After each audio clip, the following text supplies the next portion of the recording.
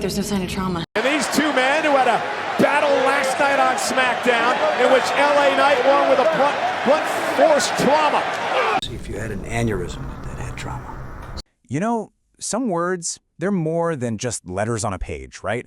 They've got this weight to them, a lot of emotion, a lot of history packed inside. And today, we're going to carefully unpack one of the heaviest. So, have you heard this word before? Trauma.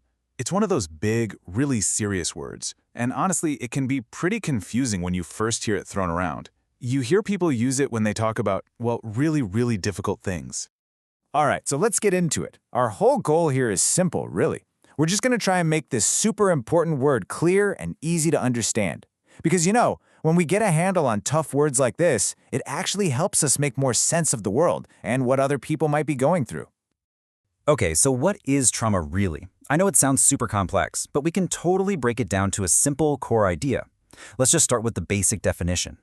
So here we go. At its very core, trauma is a deep emotional wound.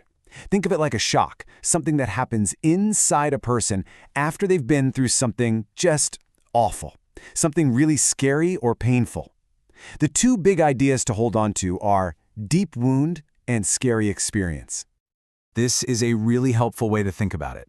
Imagine you get a deep cut on your arm. It's a physical wound, right? You can see it. You know you need to clean it and give it time to heal. Well, trauma is a lot like that, but the wound is on the inside. It's emotional. You can't see it, but believe me, it is just as real. And it needs the same kind of care and time to get better. Okay, so that naturally leads to the next question, doesn't it?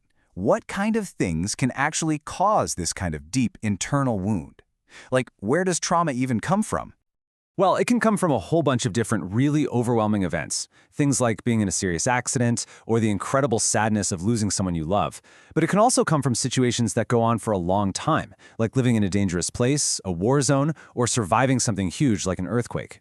The really important thing to get here is that trauma isn't just the event itself. It's how a person's mind and body responds to an event that feels just completely unbearable. And this is a really, really important point. Sometimes we think of trauma as coming from just one single terrible event, like a car crash. And it can, but it can also build up over time. It can come from a difficult situation that just lasts and lasts, like living in constant fear. The key takeaway is that both that single, sudden shock and that long-term stress can create the very same kind of deep wound inside. So you might think, okay, so trauma is just a really bad memory, right? And that's a common misunderstanding, but it's so much more than that. The effects go way deeper and they can impact a person's entire life, how they think, how they feel, even just how they get through the day.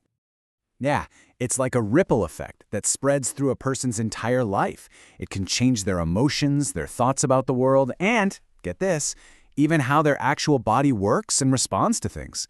It's not just in your head, it's a whole body, whole person experience. Let's break that down a bit.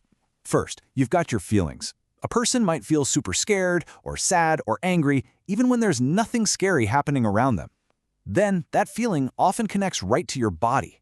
You might have a really hard time sleeping or just feel completely exhausted all the time. And finally, there are your thoughts. It can be incredibly hard to concentrate, or you might have these bad memories pop up when you don't want them to.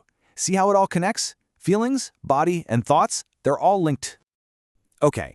I know that all sounds really heavy, so it's incredibly important that we talk about the flip side, hope.